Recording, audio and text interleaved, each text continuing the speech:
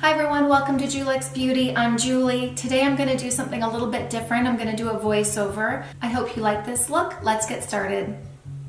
Okay, to get started I'm going to use the Varsali Unicorn Essence Skin Enhancing Antioxidant Serum.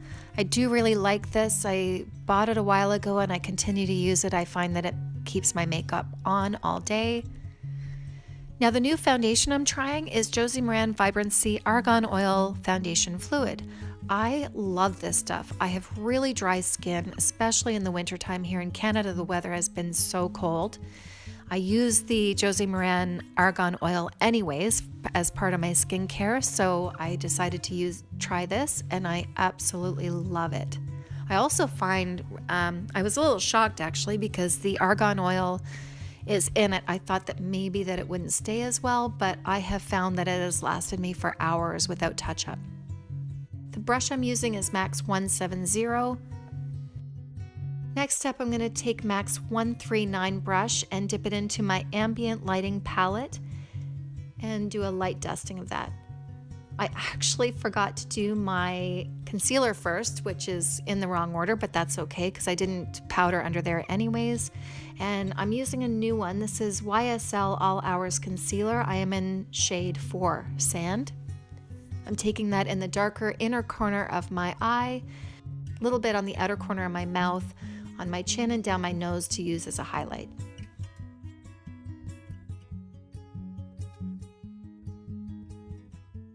I'm using my damp beauty blender to do that.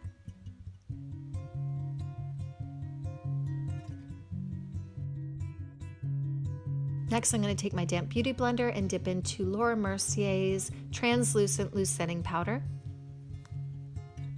I'm going to push that under the eye to set the YSL concealer and on my lids. Also down underneath my cheekbone. I do this because I tend to touch my face. If I'm leaning on my hands, it will move. Now I'm going to take the Too Faced bronzer in Chocolate Soleil. I am in medium deep because I do self-tan. Now I probably could go lighter, but I use a very light fluffy brush to do this, and I will list it down below because the number is worn off. And as you can see, I just go very light-handed. Please excuse the lighting in this video. On my right hand side I can see shadows, but that is the lighting, it's not the makeup. I'm still trying to figure that out. I'm basically using the Too Faced bronzer as a contour as well. I know you're really not supposed to do that, but I do find that it works and it's very natural looking. I don't want to do a heavy contour. Now I'm going to take NARS Ogasm blush with my MAC 129 brush, and I am doing it on the high points of my cheeks and bringing whatever's left down on the apple.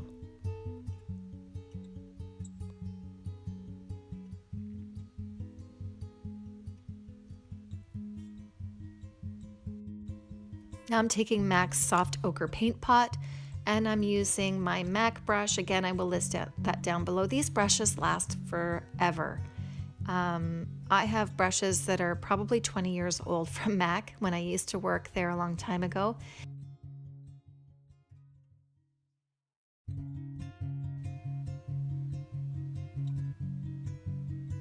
You can see that I have discoloration on my eyelids. The reason I do this with the soft ochre is that it will cancel out any redness or any veins in my eyelid, and it will allow for a clean palette for when I start my eyeshadow.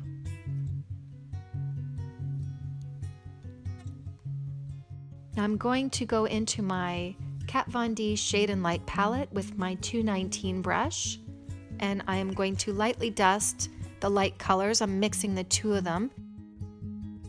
Lightly dust that all over my lid to set the soft ochre paint pot and to allow for the darker colors to glide over easily. I love the Kat Von D Shade and Light palette. If I travel, this is what I take with me, and maybe another eyeshadow palette that has a little bit more color. And the reason is because I can use this all over my face. I can use it for a basic eye look. I can use it to contour my face. I can use it slightly to bronze even. In that middle shade, it's a bit warmer. So I'm going to take my 219 brush into that taupe color and place that into the crease of my eye. You can see that I'm pulling that upward towards the edge of my eyebrow, and that is going to give me a slight lift.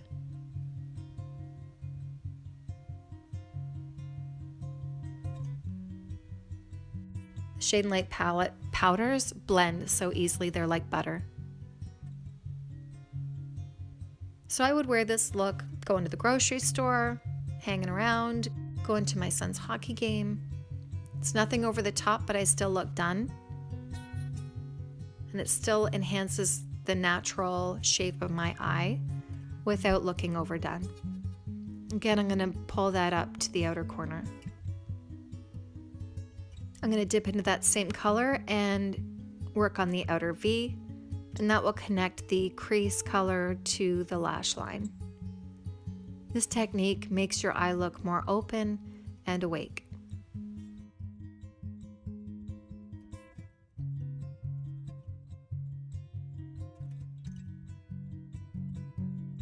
Now I'm going to take my 219 brush from MAC and I'm going to dip into that same color, and I'm going to connect it from that outer edge down underneath my lash line.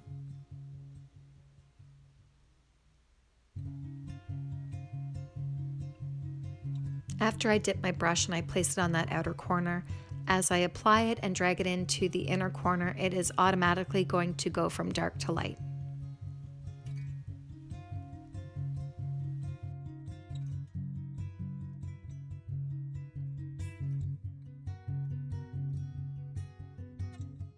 With my same 219 brush, I'm going to dip into the darkest color in the Shade and Light palette, and I'm going to pull that from the outer corner in towards about halfway into my eye on the upper part of my lash, right at the base of the lash.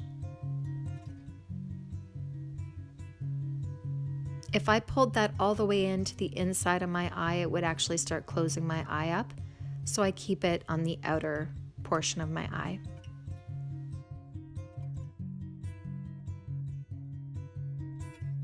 Now I'm going to curl my lashes with my Shuaruma lash curler. What a difference that makes. And really, if you didn't want to put mascara on after this and you just wanted to go, you could. A lash curler can make that big of a difference. As usual, I'm going to use my L'Oreal Voluminous in Carbon Black.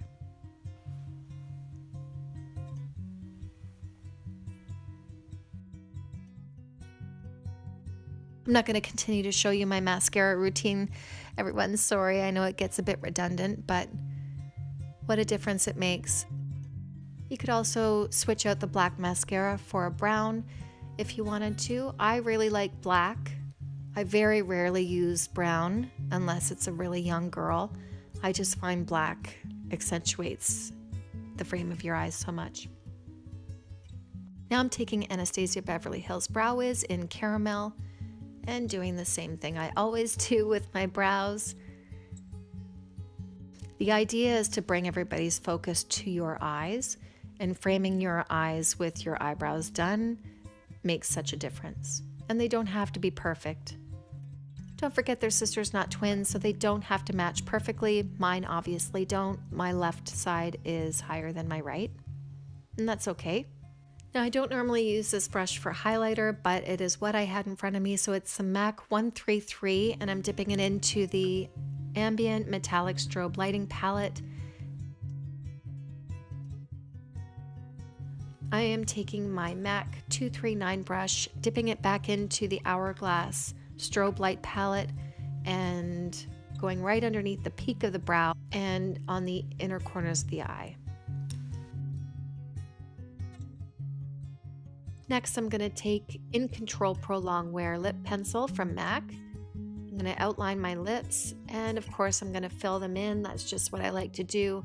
It helps my lipstick stay on better, and when it starts to fade, it fades off evenly and doesn't leave that outline of my lips that I do not like.